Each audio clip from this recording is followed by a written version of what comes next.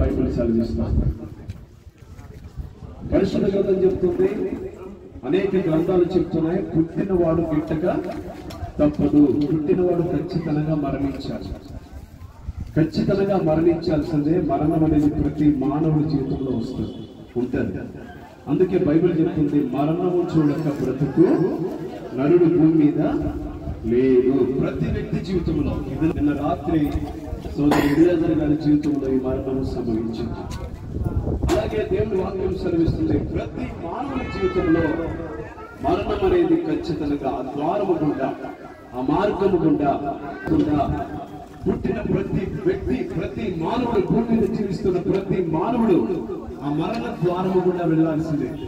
ఒక వీధికి, ఒక ఊరికి ఎలాగ దారి ఉంటుందో అలాగే ఒక జీవితం, ఒక వ్యక్తి జీవితంలో కూడా ఆఖరికి ఏముందయ్యా అంటే మరణం అనేది ఉందని మాత్రం ఖచ్చితంగా గుర్తుంచుకోవాలని బైబిల్ స్పష్టంగా సెలవిస్తుంది.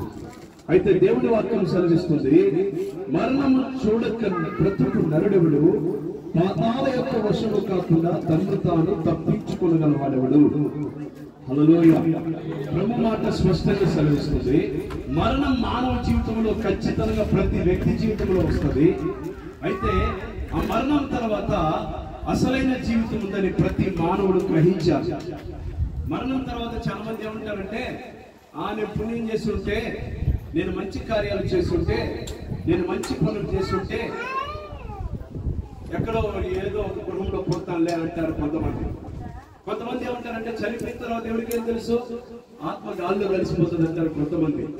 కొంతమంది ఏమంటారంటే, నేను పుణ్యకార్యాలు చేస్తుంటే మళ్ళీ ఒక మంచి కుటుంబంలో పుడతానని కొంతమంది అంటారు. ఏముందని ఎవరికి తెలుసు అని కొంతమంది మాట్లాడతారు. కానీ ప్రియ దేవుని బిడ్డలారా, ఇదిగో యొక్క ఎలియాజరు గారి మరణం ఏం గుర్తుకు తెచ్చిస్తుందో తెలుసా?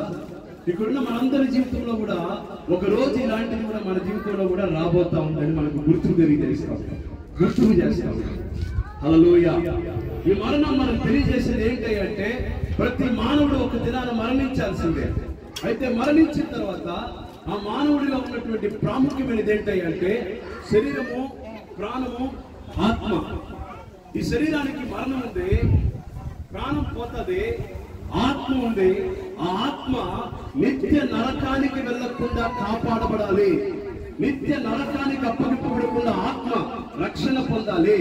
నిత్య నరకములోనికి ఆత్మ వెళ్ళకూడదని చెప్పి యేసుక్రీస్తు ప్రభువు వారు 2025 సంవత్సరాల క్రితం మనకు పరలోకాన్ని విడిచి లోకానికి కన్య అయిన మేరీ గర్భాన్ని పరిశుద్ధాత్మ వలన గర్భం ధరింపబడి ఈ లోకానికి యేసుగా ఆయన వచ్చాడు అని బైబిల్ స్పష్టంగా సెలవిస్తోంది. మత్తయి సువార్త 1వ అధ్యాయము 21వ వచనం నుంచి గమనిస్తే, ఆమె ఒక కుమారుని కనును, తన ప్రజలను వారి పాపం నుండి విడిపించును గనుక యేసు అనుకువలెను అని బైబిల్ చెప్తా ఉంది. కనుక ప్రతి మానవ మరణం ఉంది, మానవుడు పుడుతున్నాడు, మరణిస్తున్నాడు. మరణించిన తర్వాత మానవుడిలో ఉన్న ఈ ఆత్మ, మానవులో ఉన్నటువంటి ఆత్మకు ఎంతో విలువ ఉంది.